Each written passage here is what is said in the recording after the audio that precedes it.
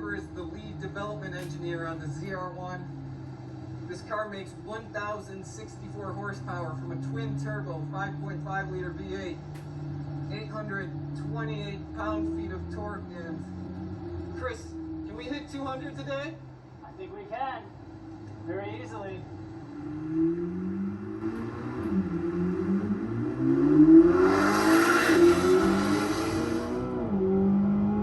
100 miles an hour.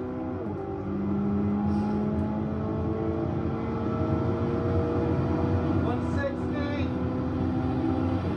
60, 175. Just keeps pulling. This is about a 2.5 miles straight. 198, 199, 200. Woo! 205, 206. That is a fast car.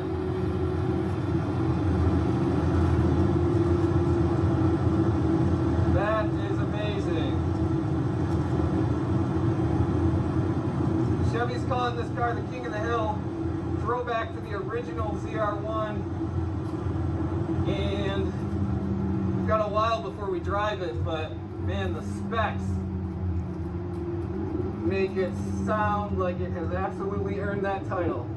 Alright, y'all, so I'm sorry about the turn the volume down a little bit. Sorry about the production production quality on this one. Motor Trend put up a video, and funny enough, this is the second time this happened today where somebody put up a video and they had to they took it down or put it back to private or something. And it's like, I'm like, I want to make a video about it. And again, this is Motor Trend's video, so like but I guess there was an issue with like embargoes and NDAs for the ZR-1 like debut. I think it was supposed to be released at like 7 p.m. but everybody was getting the information early, and it turns out it's true. Like, this thing is actually going to be 1,064 horsepower out of a twin turbo 5.5 liter flat plane crank V8, and it's not just an LT6 with a twin titty kit.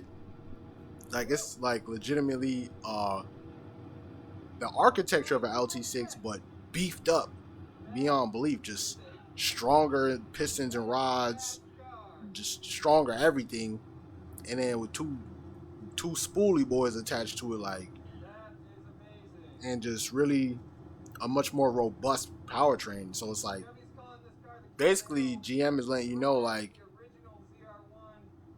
this is not just a ZR1 with a twin turbo kit, or a Z06 with a twin turbo kit that you can just kind of recreate at a shop like Boosted District or something. Shout out Boosted District. They got like the fastest E-Ray Corvettes on the street or something. Like, those guys are crazy. Definitely go check out their channel. But yeah, nah, this thing is legit. It's like big, crazy brakes, carbon ceramic standard. This is the ZTK package, so with the big arrow. And apparently GM is saying in the full Motor Trend video, GM is saying that without the ZTK package, so the big wing, that this thing's supposed to be able to go over 215. But the only thing I gotta ask is, if the car has 1,064 horsepower and it's ICE, so ICE, internal combustion engine, like, it's internal combustion, 1,064 horsepower. The Bugatti Veyron was 1,000 horsepower back in 2005. That car tops out at, and there's like 4,000. That thing's a boat or like a land yacht, and it tops out at 253. This car has slightly more horsepower at 1,064 horsepower. And I'm not saying the horsepower difference is what's going to make the difference, but it's like, in this video, you can see they do a pull, and it's like, I understand it has the big aero kit, but you would think it'd be able to pull past 200 a little bit easier with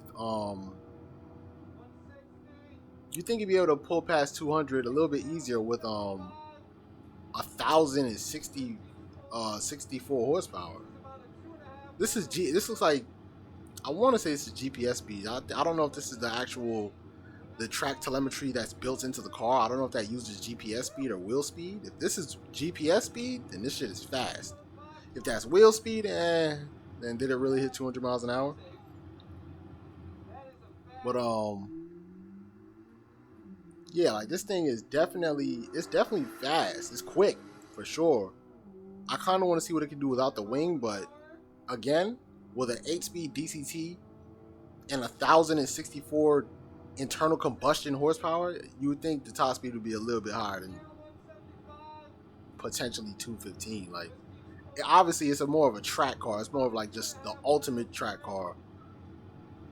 But with that much power, then that top speed is a little lacking. Like, to worry about 215 when the 4GT was doing 216 with like 600 and like what 40 horsepower or something. Yeah, something's missing. Like, I'm like, GM is just making me question just a few things with that stat right there, and it's just 1,064 horsepower, and it's like any of my car guys, they know, like 1,064 horsepower, and that's all just engine, just internal combustion. It's not hybrid. Like, if you want to see the difference between hybrid 1,000 horsepower and like internal combustion 1,000 horsepower, look at a Bugatti Veyron versus SF90. That SF90 is blisteringly quick. It'll blow the doors off that Veyron, but like when you take it over 200 miles an hour, you see what a real 1,000 horsepower looks like versus hybrid combined 1,000 horsepower. And also long gearing. But this is 1,064 horsepower, and again, it's safe to assume that it's the 8-speed DCT. That I think the DCT is still locked. It might be. That you might have to fact check me on. But look, it shifts into 5th gear at like 129, 130 miles an hour. And then it gets all the way up to about 173 before it goes into 6.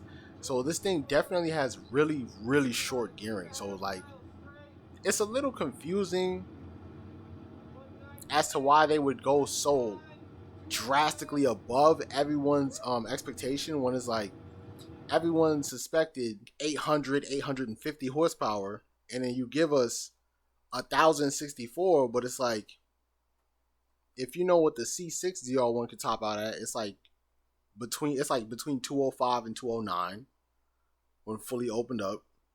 C7 ZR1 without the wing, that thing's going over like 213 easily. Right? 755 horsepower LT5, that thing's going over it's going over to like 210, 213, especially if you don't have the big wing.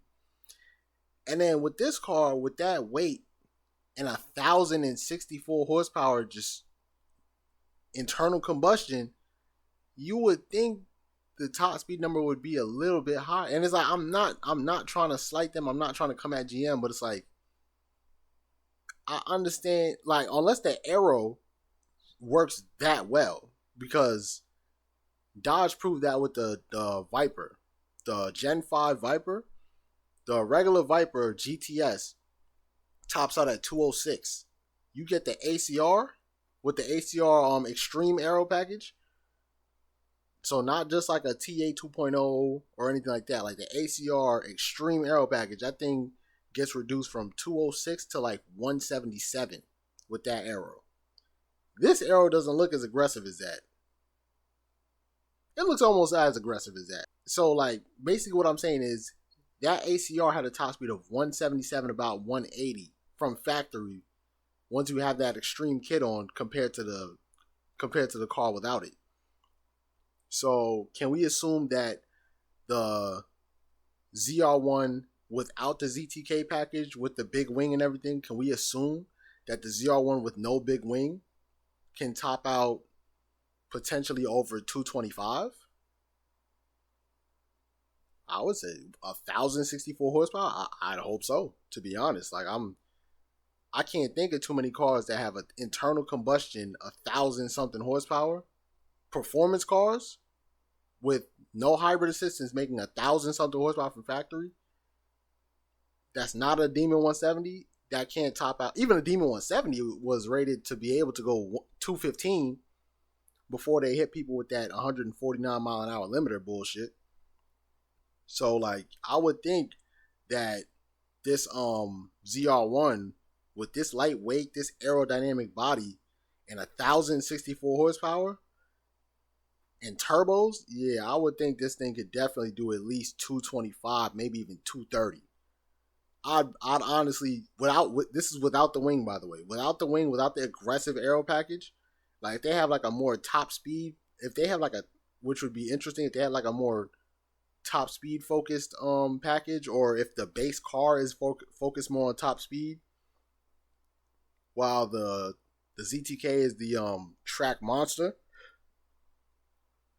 then again I'll be surprised because this is 6th gear, by the way. Now, unless in the ASP DCT the 7th and 8th gear are both overdrive gears, if this thing is in 6th gear going nearly 205, and you have a whole nother 7th gear that may not be a overdrive gear, then you might be able to add another 15-20 mile an hour on that top speed just in 7th gear alone.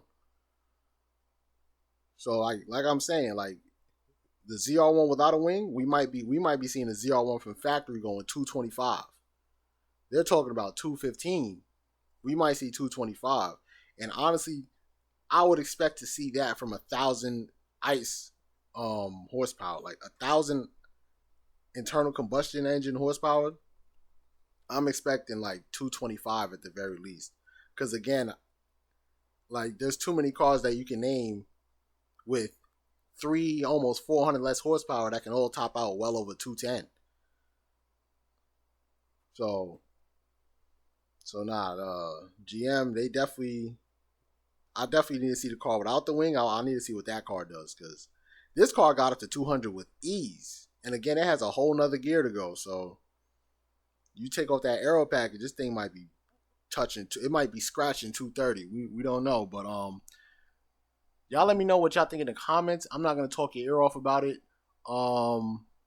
Hopefully Motor Trend re-releases the video, and we'll see what it looks like after the embargoes is lifted and everybody can upload their content about it.